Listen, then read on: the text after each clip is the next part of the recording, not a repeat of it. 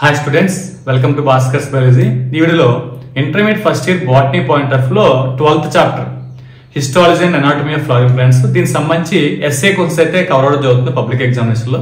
అయితే ఈ వీడియోలో మనం ఏంటంటే ఈ మోనోకాట్ రూట్ తాలూకు ఇంటర్నల్ స్ట్రక్చర్ ఏ విధంగా ఉంటుందని మనం డిస్కస్ చేయడం జరుగుతుంది. వీడియో ఎక్కడ స్కిప్ చేయకుండా ఒక్కసారి ఈ వీడియో చూసిన తర్వాత మళ్ళీ చదవండి, మీకు ఈజీగా రావడం జరుగుతుంది. ఈ స్టార్ క్యూ మెటీరియల్ బేస్ చేసుకుని అయితే నేను ఎక్స్ప్లెయిన్ జరుగుతుంది, లైన్ టు లైన్ ఎక్స్ప్లెయిన్ చేస్తాను. వీడియో అయితే కంపల్సరీ లైక్ చేయండి, ఫ్రెండ్స్ కూడా షేర్ చేయండి. ఈ వీడియో చూస్తాను ఇంకా నా ఛానల్ సబ్స్క్రైబ్ చేసుకోండి. అదే విధంగా బెల్ ఐకాన్ లో ఆల్ ఆప్షన్ ఎక్కడ నేను చేసిన ప్రతి వీడియో కూడా మీకు నోటిఫికేషన్ రావడం జరుగుతుంది. ఇక్కడ క్వశ్చన్ చూడండి, describe the internal structure of monocot root. So monocot root తాలూకు ఇంటర్నల్ స్ట్రక్చర్ ఏంటని మనకి ఇక్కడ అడగడం జరిగింది. ఇక్కడ మనకు ఒకసారి డయాగ్రామ్ చూద్దాం. సో డయాగ్రామ్ పాయింట్ ఆఫ్ లో చూస్తే ఇక్కడ చూడండి, ఇక్కడ బేసిక్ గా 3 పార్ట్స్ అయితే ఉంటాయి. సో 3 పార్ట్స్ మనకు ఆల్రెడీ ఇచ్చారు.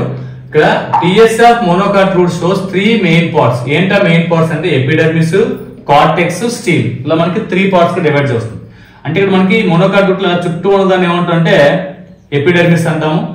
దీని లోపల మనకి నెంబర్ ఆఫ్ సెల్స్ తో మనం ఫామ్ అవుతుంది, అంతా కూడా కార్టెక్స్ రీజన్ అంటాము. మధ్యలో రౌండ్ గా ఉన్నటువంటి దీన్ని మనం స్టీల్ అంటాం. ఇలా మనకి 3 పార్ట్స్. ఒకటి ఏంటంటే ఎపిడర్మిస్, 2 కార్టెక్స్, 3 ఏంటంటే ఈ మధ్యలో ఉన్నంత కూడా మనకి ఏంటంటే స్టీల్. ఇలా మనకి 3 రీజన్స్ గా డివైడ్ అవుతుంది. ఇక్కడ డయాగ్రామ్ లో కూడా చూడొచ్చు, చుట్టూ ఉన్నది ఏంటంటే ఇక్కడ చిన్న సెక్టార్ తీసుకున్నాం. అంటే ఇక్కడ ఏదైతే నేను డయాగ్రామ్ లో చూపిస్తానో ఇది మాత్రం ఇక్కడ డయాగ్రామ్ లో వేయడం జరిగింది. అంటే రిమైనింగ్ అంటే రౌండ్ గా ఉంటుంది మొత్తం, కానీ ఇక్కడ చిన్న సెక్టార్ తీసుకొని మనకి ఇక్కడ చూడండి మధ్యలో స్టీల్ అయితే కంప్లీట్ గా ఉండడం జరుగుతుంది. మధ్యలో స్టీల్ అయితే ఇక్కడ చూడండి స్టీల్ కంప్లీట్ గా ఉంది. ఇదంతా మనం స్టీల్ అంటాం. ఇదంతా కూడా మనకి అంటే కార్టెక్స్ రీజన్ అంటాం. కార్టెక్స్ ఈ పైన ఎపిడెర్మిస్, అంటే ఎపిడెర్మిస్, కార్టెక్స్, నెక్స్ట్ అంటే ఇదంతా స్టీల్. ఇలా మనకి 3 పార్ట్స్ గా డివైడ్ అవ్వడం జరుగుతుంది. అయితే ఒక్కో పార్ట్ గా చూద్దాం. ఫస్ట్ ఎపిడెర్మిస్ చూద్దాం. చూడండి ఎపిడెర్మిస్ వచ్చేసరికి epidermis is the outer most layer. ఈ పైన దాన్ని మనం అంటే ఎపిడెర్మిస్ అంటాము. దీన్ని అవుటర్ మోస్ట్ లేయర్ అని చెప్తాం. It is made up of single layer. ఒక సింగిల్ ఎలా మనకు ఒకటి సింగిల్ లేయర్ తోనే ఫామ్ అవుతుంది. అంత సింగిల్ లేయర్ తో మనకు ఫామ్ అయినటువంటి లేయర్ అని చెప్పుకోవచ్చు. అయితే దేంతో ఫామ్ అవుతుంది అంటే ప్యారెంకైమాతో, అంటే ప్యారెంకైమా సెల్స్ తో ఇది ఫామ్ అవడం జరుగుతుంది. అంటే ఎపిడెర్మిస్ ఏ సెల్స్ తో ఫామ్ అవుతుంది అంటే ప్యారెంకైమా సెల్స్ తో ఫామ్ అవడం జరుగుతుంది. నెక్స్ట్ చూడండి, cuticle and stomata are absent. Cuticle ఉండదు, ఎందుకంటే ఇది రూట్ కాబట్టి. ఈ క్యూటికల్ ఉందనుకోండి ఇది వాటర్ లోపలికి ఎలా చేయదు, ఇది వాటర్ ని అబ్జార్బ్ చేసుకోవాలి కాబట్టి ఖచ్చితంగా క్యూటికల్ అనేది ఆబ్సెంట్ అవుతుంది. అలాగే వీటికి స్టొమాటా కూడా ఉంటుంది. అక్కడ స్టొమాటా లీఫ్ లోను అక్కడక్కడ స్టెమ్స్ లోను కనిపిస్తుంది తప్ప రూట్ లో అనేది స్టొమాటా ఉన్నా సరే వేస్ట్ అవుతుంది. కాబట్టి స్టొమాటా ఉండదు. దాని అవుటర్ మోస్ట్ లేయర్ అంటే ఈ ఎపిడెర్మిస్ ని కవర్ చేస్తూ క్యూటికల్ కూడా ఉండడం జరగదు. ఈ రెండు కూడా absent. Next unicellular root hairs are seen. ఇక్కడ మనకి ఈ డయాగ్రామ్ లో మనకి ఇచ్చారు. ఇవి unicellular point of root hairs ఇవి. ఎందుకంటే రూట్ హెయిర్స్ అనేవి ఏంటంటే వాటర్ ని అబ్జార్బ్ చేసుకుంటుంటాయి. కాబట్టి ఇక్కడ మన రూట్ హెయిర్స్ అనేవి యూనిసెల్యులర్ ఫామ్ లో ఉండడం జరుగుతుంది. Next unicellular root hairs are seen in they help in absorption of water. ఇవి వాటర్ ని అబ్జార్బ్ చేసుకోవడానికి యూజ్ అవడం జరుగుతుంది. Epidermis is useful to protection of inner. Maximum epidermis తాలూకు ఫంక్షన్ ఇప్పుడు కూడా ప్రతి దానిలో దేనిలో సరే లోపల ఉన్న సెల్స్ అన్నింటిని కూడా టిష్యూస్ ని వాటిని కూడా ప్రొటెక్ట్ చేయడం, అంటే ప్రొటెక్షన్ పాయింట్ ఆఫ్ ఇది యూజ్ అవడం జరుగుతుంది ఎపిడెర్మిస్. సో దీంతో మనకి ఎపిడెర్మిస్ ఫస్ట్ పార్ట్ అయితే కంప్లీట్ అయిపోయింది. ఇప్పుడు సెకండ్ పార్ట్ కి వెళ్తున్నాం. సెకండ్ పార్ట్ వచ్చేసరికి అంటే కార్టెక్స్. సో కార్టెక్స్ ఏమవుతుందంటే ఎపిడెర్మిస్ కింద ఉంటుంది. ఎపిడెర్మిస్ కింద. సో ఎపిడెర్మిస్ కింద ఉన్నటువంటి దాన్ని మనం ఇక్కడ నుంచి అంటే ఎపిడెర్మిస్ అయిపోయిన తర్వాత ఈ కింద ఉన్న దాని అంతా కూడా మనం జర్నల్ కార్టెక్స్ అంటాం. కార్టెక్స్ అయితే ఇక్కడ ఉండడం జరిగింది. ఈ కార్టెక్స్ ఎక్కువ వరకు ఉంది. ఈ కార్టెక్స్ ఇది మొత్తం. ఈ కార్టెక్స్ గురించి ఏంటని మనం చూద్దాం.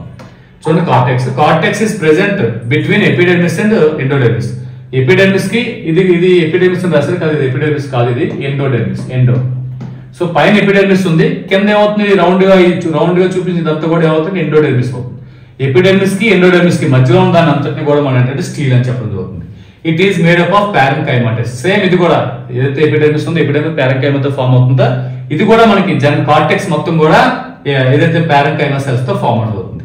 సో మనకి intercellular spaces are present. Intercellular space అంటే ఇక్కడ మనకి ఇలా సెల్స్ ఇలా వేసాం.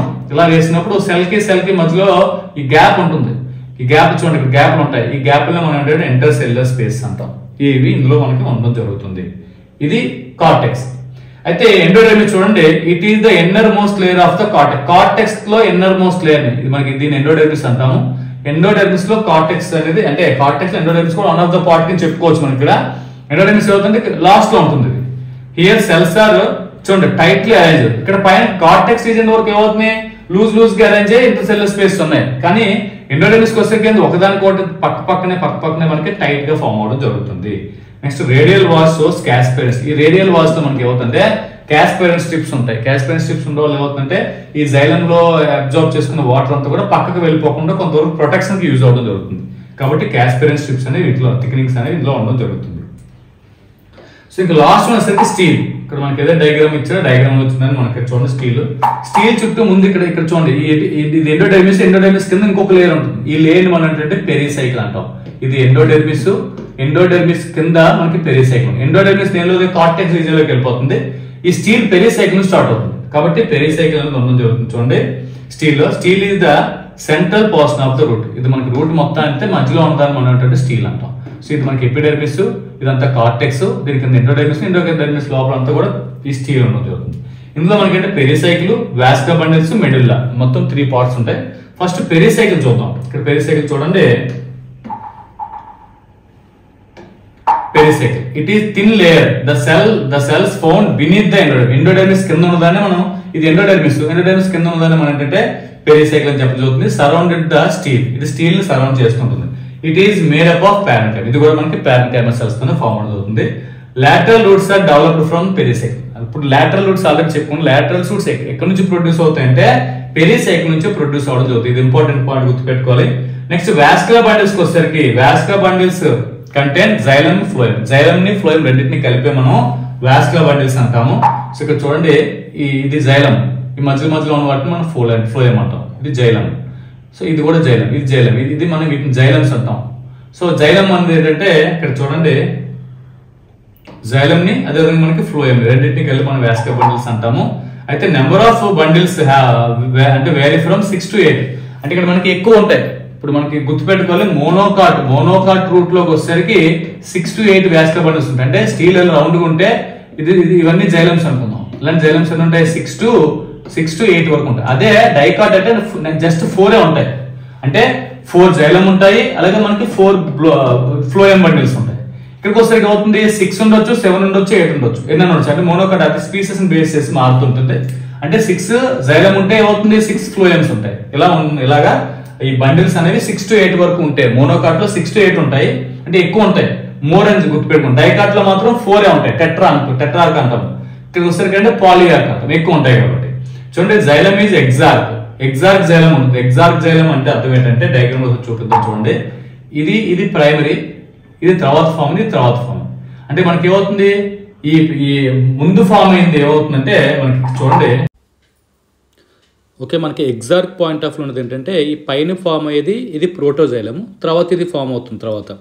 అంటే ఇక్కడ మనకి పైన చూపించిందంతా ఇది ప్రోటోజైలం, ఇది కింద మెటాజైలం అవుతుంది. ప్రోటోజైలం పైవైపు ఉంటుంది కాబట్టి దీన్ని మనం ఎగ్జార్క్ అంటాం. ఎగ్జార్క్ అంటే ఈ జైలం అనేది ఫస్ట్ ఫామ్ అయ్యేది అవుట్ సైడ్ ఉంటుంది. దాన్ని జైలం ట్రాన్స్పోర్ట్స్ వాటర్. జైలం తాలూకు మెయిన్ ఫంక్షన్ ఏంటంటే వాటర్ ని ట్రాన్స్పోర్ట్ చేస్తుంది. మరి ఫ్లోయం ఏం చేస్తుందంటే ఫుడ్ ని ట్రాన్స్పోర్ట్ చేయడం జరుగుతుంది. ఇంకా లాస్ట్ పాయింట్ మెడ్యుల్లాకి వస్తే పిత్ మెడ్యుల్లా అంటాము. ఈ మెడ్యుల్లాలో మనకి ఏంటంటే వెల్ డెవలప్డ్. ఇందులో మనకి మెడ్యుల్లా చాలా ఎక్కువ డెవలప్ అయి ఉంటుంది. డయాగ్రామ్ లో మెడ్యుల్లా చూద్దాం. ఈ మధ్యలో ఉన్న పార్ట్ మొత్తాన్ని మనం అంటే మెడ్యుల్లా పిత్ అంటాము. ఇది ఎక్కువ డెవలప్ అవుతుంది, డెవలప్ అయి ఉండడం జరుగుతుంది. సో నెక్స్ట్ వస్తుంది medulla is well developed and made up of ఇది కూడా మన పారెన్కైమాతో ఫామ్ అవుతుంది. It help in storage. ఇది మనకి అంటే storage point of view use అవ్వడం జరుగుతుంది. ఓకే, ఇది మోనోకాట్ రూట్ సంబంధించినటువంటి ఇన్ఫర్మేషన్. ఈ వీడియో మీకు ఎంతకంత హెల్ప్ ఉంది లైక్ చేయండి, షేర్ చేయండి, ఛానల్ సబ్స్క్రైబ్ చేసుకోండి. Thanks for watching. Thank you very much.